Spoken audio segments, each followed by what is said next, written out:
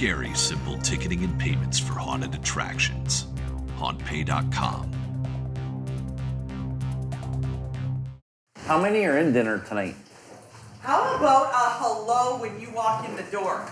Hi. This is Mandy. She runs the kitchen. Hi, everyone. This is Sean. He's a jerk.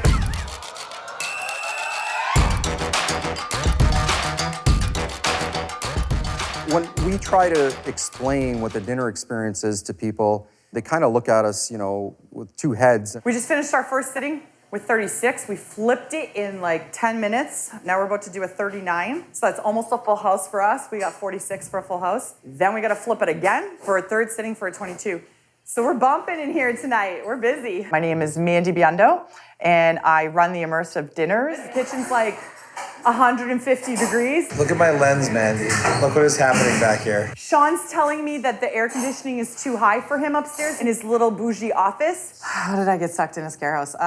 Well, he's got a hoodie on, and his hood's up.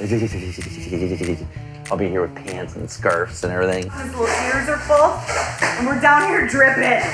Sean Lipper gave me a phone call last year around July, August time, and he said he's got a new adventure that he's doing, something new.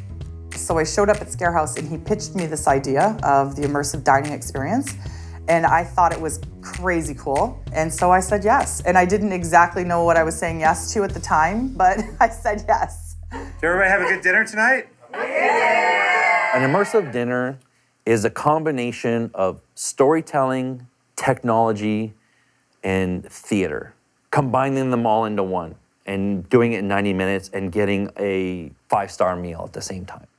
Sean's been trying to get me to go through this thing for years and years, and I always say no to him because I'm the biggest chicken. So when he phoned me to come in here, it was the first time I'd been in the building, and it was the first time I'd seen the rooms. He didn't even really explain to me about the rooms. He just said, we want to do these dinners.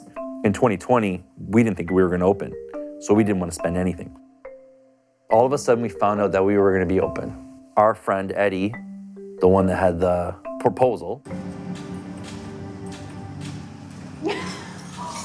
he was like, I want you to serve dinner to me and my friends in the haunt. I'll supply the chef.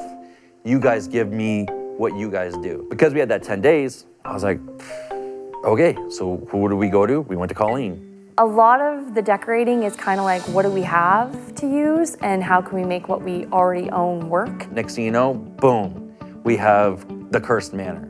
Why are you still here? I warned you about overstaying your welcome. When you sit in there, you think Addams Family old school feel to it. Pulling that room together turned out so awesome and so cool. Thank goodness that they trust me enough to just throw some things together.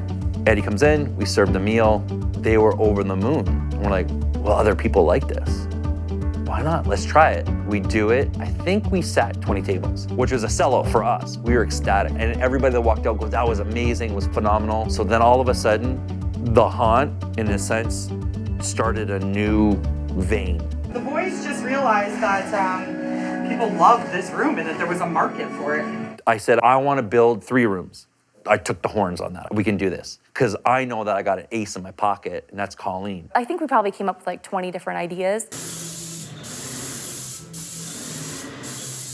This is the exact opposite of everything in Scarehouse. At Two Waves, I have some signature wallpaper. I've done like this quilted pattern behind our pedicure areas. We bought the building, and the wallpaper that was on the wall was so old that when you started to pick it off to remove it, the behind plaster was coming with it. And I'm like not really patient to deal with wallpaper. I think the few pieces of wallpaper in the haunt are mismatched, wrinkled, and falling off, which is kind of how it goes for me. So working in a 1 square sheet, which is scrapbooking paper, I thought I was going to be a scrapbooker and actually put together albums of memories, but that never actually happened. So luckily, came up with that idea and glued it to the entire wall. When I was putting together the Mad Hatter room, it needed more life, it needed more chaos, it needed more color. So naturally, I brought out my wallpapering skills and put them to work. I actually did the floor and walls, and I did the table in the seance room. Colleen did such a beautiful job of decorating it. I was here when she was putting these all together, and I can't get over her talent.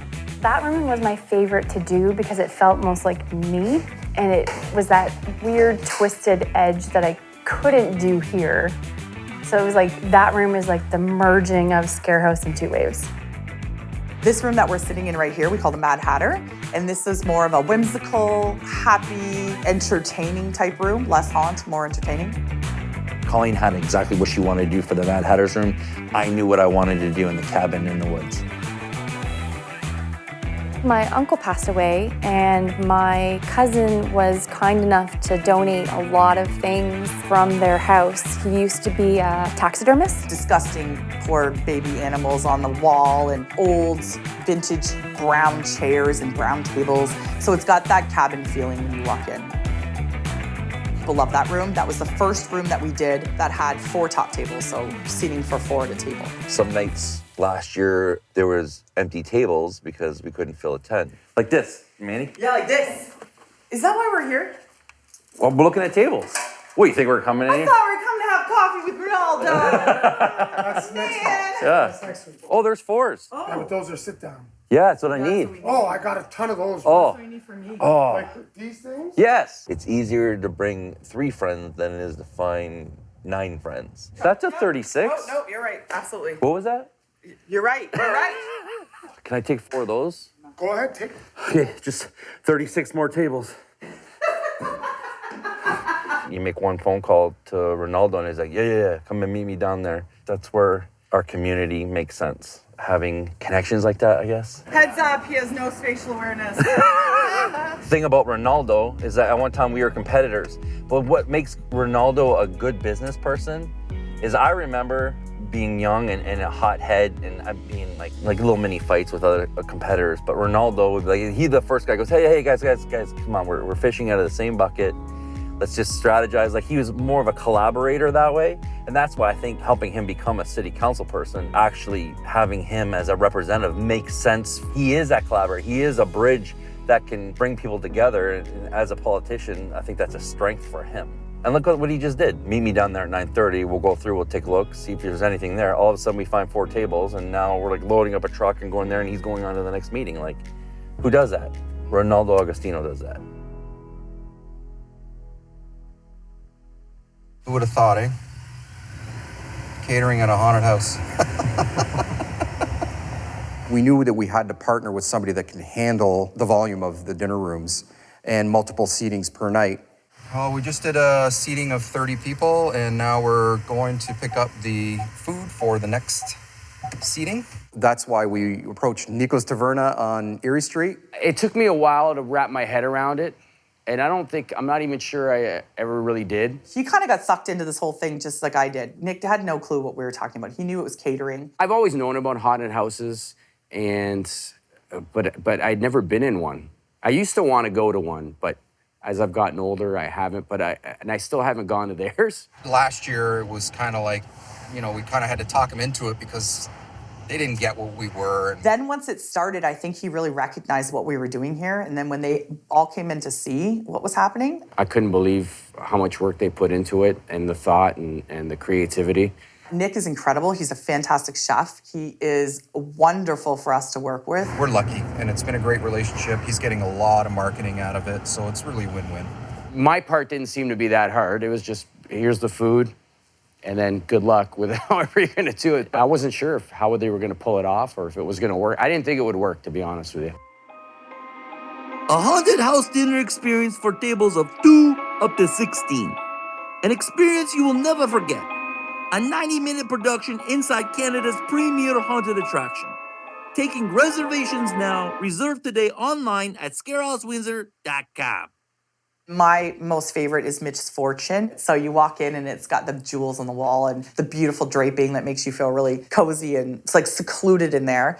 And in that table, it's more of like a seance feel when you're eating. It was just gonna be storage. But because we had done the rooms, they looked phenomenal, we had this space. We sat down, we said, okay, let's do this. Let's figure it out. Let's come up with a room. I think the room was done in a week. So the big finale in that room is the one we love the most. The air pistons would go off on the table and it elevates about a foot, I think, off the ground. And people would scream and yell and go crazy about it. So each room kind of has its own theme and it has its own feel. They came together better than I expected, and I think everyone's really proud of them. So the dinner package includes a 1.5-hour immersive dinner experience. After you're done that, we take you upstairs through the fast pass line of the haunt of Scared Evil. And then after that, you come through and not wait in line anywhere else. So when you start looking at the entire experience of the dinner, it's about 2.5 hours. And the value, when you start breaking it all down, the value is there. Honestly, I haven't heard anything other than positive reviews and experiences about the whole thing, about the room, about how scared people are, the dinner, everything. 128 people got served tonight. Mandy's great. If it wasn't for her energy, her enthusiasm, and her hard work, honestly, I might have pulled out of this, to tell you the truth. It might have been too much for us, but she really lightens the load, and she gets us excited. She comes in here and talks to my staff and makes us laugh. It's fun. All of October is fun. That's what I've got to look forward to. Mandy, oh my gosh, I love Mandy. She's known Sean longer than I have. Sean and I have been friends for 30 years. That ages me. Sean and I went to high school together. Gary and I went to high school together. Danny and I went to high school together. So all three of us have been buds for the last 30 years. Yeah, since I was 14 years old. So Sean and I have just been, he's like a brother to me. I adore Sean. I love Sean dearly. When he phoned and said what he was doing, I was kind of laissez-faire about it until I saw it. Until I saw what he was actually pulling off. And then I thought, oh my God, I have to be a part of this. Mandy is awesome. I keep trying to steal her, keep trying to get her to quit her job to come with us full time. I am very glad I said yes. And again, honored and happy that they asked me, yeah, and to be part of this team. Really happy.